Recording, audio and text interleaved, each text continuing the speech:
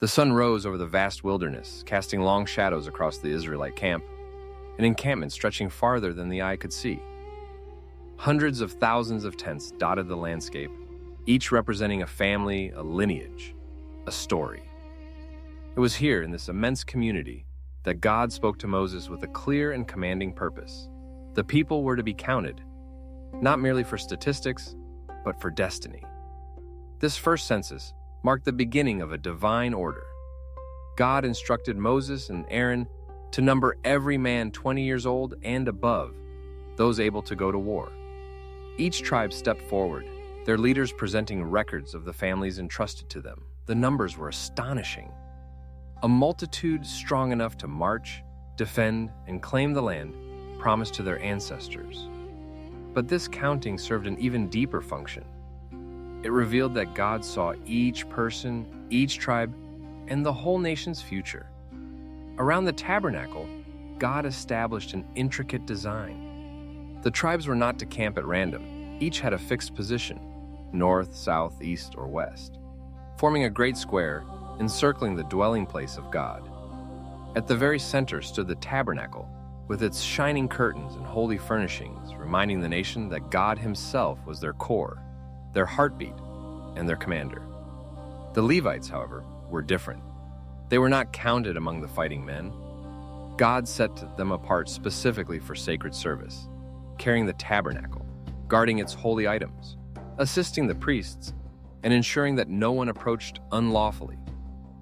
Every detail of their responsibilities flowed from a higher purpose, to preserve the holiness of God's dwelling among His people. As the camp organized itself according to God's instructions, the wilderness suddenly seemed less wild. There was order where there had been chaos, structure where uncertainty once reigned. The Israelites were not just wanderers. They were being shaped into a nation of discipline, purpose, and divine calling. But the census was only the beginning. Soon, the cloud of God's presence, resting by day and glowing like fire by night, would lift from its place above the tabernacle, signaling the time to march. The people waited, watching, hearts pounding with expectation. Wherever the cloud settled, they would camp. Wherever it rose, they would follow. Their journey was not simply a geographical movement through barren lands. It was a spiritual formation, a reshaping of a former slave people into a nation prepared for promise. Every step, every arrangement, every command was a reminder that God Himself was leading them. And so began the long and winding path through the wilderness, a path that would test their faith, refine their hearts, and prepare them for a destiny far greater than they could yet imagine. When the cloud lifted for the first time, a great trumpet blast echoed through the desert air. It was the signal, both sacred and urgent, that the journey had begun. Families quickly dismantled their tents while the Levites carefully wrapped the tabernacle's furnishings in protective coverings.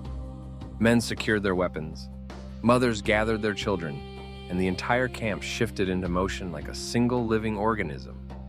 The order of movement was not random. Judah, the strongest tribe, marched first, leading the procession like a lion at the head of a mighty parade. Next, followed the tribes assigned to the eastern camp, then the Levites, carrying the holy objects, then the remaining tribes, in their designated sequence.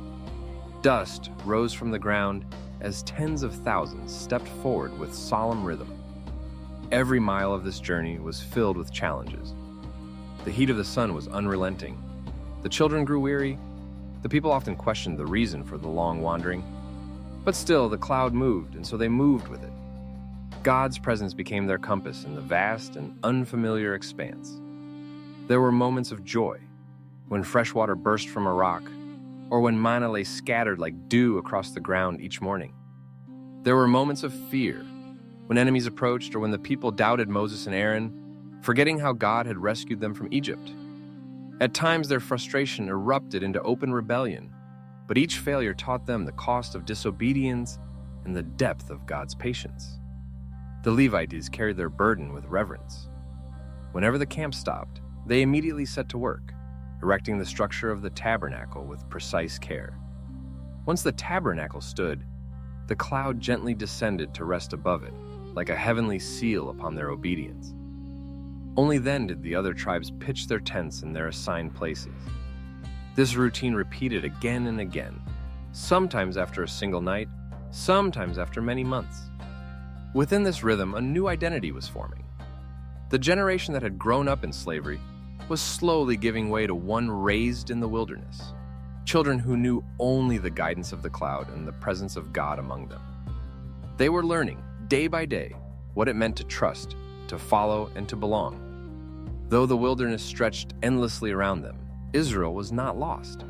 They were being led, shaped, and prepared. And as the journey continued, so did the divine purpose that held them together, an invisible thread weaving them into the nation God intended them to become. The wilderness was their classroom, and God Himself was their teacher. Years passed like shifting sand in the wind. The people who had once stood trembling at Sinai were growing older. Many would never see the promised land. But a new generation was rising, stronger, more disciplined, and more aware of the presence of God in their daily lives. This generation had never known the chains of Egypt. Their memories were of manna, of desert winds, of campfires under star-filled skies, and of the cloud that guided their every movement. The second census came at a pivotal time. After decades of wandering, the Lord commanded Moses once more to number the fighting men. This new census was not simply a recount, it was a declaration. The former generation had passed away, just as God had said, because of their unbelief. Only Joshua and Caleb remained as living witnesses of the old era. Now the future belonged to their children. Tribe by tribe, the men were counted. The numbers differed from before. Some tribes had grown, others had shrunk, but the purpose remained the same: preparation for conquest. These were the warriors who would cross the Jordan, take the fortified cities, and claim the inheritance promised to Abraham, Isaac, and Jacob. The organization around the tabernacle remained a defining structure. The young men learned their families' assigned positions in the camp, while the Levites trained new generations in the sacred work of caring, assembling, and guarding the holy place, and every role mattered. Every task was woven into the identity of the nation. Yet the wilderness still tested them. Fiery serpents attacked the camp, teaching the people to look upon the bronze serpent God commanded Moses to lift. Enemy kings set themselves against Israel, only to be defeated. God showed again and again that He remained the defender of His people. But the greatest battles were not fought with swords. They were fought within the human heart. Even the new generation sometimes grumbled, sometimes doubted, yet they also experienced moments of deep faith. They saw victories their parents never saw. They learned to worship with sincerity. They heard Moses speak the words of God with passion and urgency. As they journeyed toward the Jordan River, their anticipation grew. The promised land was no longer a distant dream, it was within reach. They could almost see it shimmering beyond the horizon. The wilderness had shaped them, disciplined them, and taught them that their survival did not depend on their strength, but on God's constant presence. The cloud had guided their steps for 40 years. Soon a new chapter would begin, one in which they would walk not behind a cloud in the sky, but under the leadership of a man chosen and empowered by God. Their wandering was nearing its end. Their destiny was beginning to unfold. The camp stood still on the plains of Moab, the nearest they had ever been to the land promised to their ancestors. From this vantage point, they could see the distant hills across the Jordan River.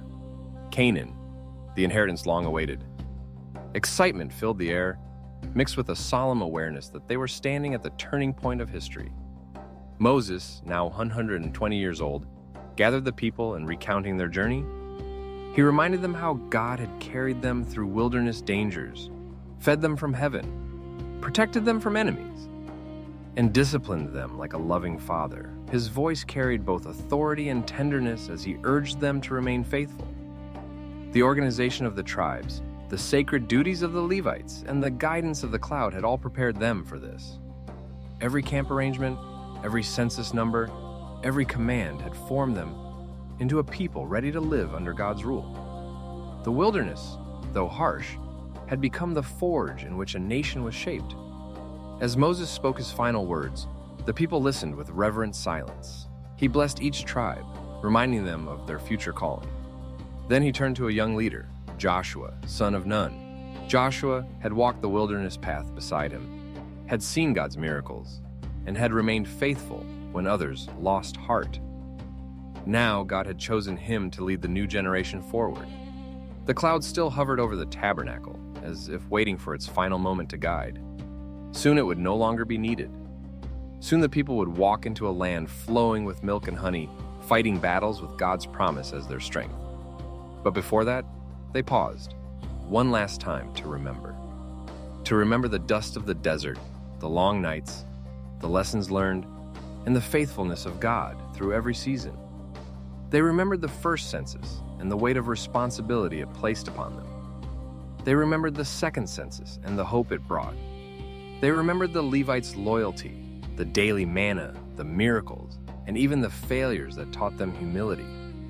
The wilderness journey had lasted 40 years, but it had not been wasted. It had been a divine training ground, a place where God transformed slaves into warriors, wanderers into worshipers, and fearful hearts into courageous faith. As the sun set across the plains, painting the sky with gold, the people of Israel prepared themselves. The next dawn would bring a new chapter, a new leader, and a new land. The cloud had led them faithfully, and now the promise stood before them, waiting. Their wandering was over, their inheritance was ready, and their story, guided by God from beginning to end, was only just beginning.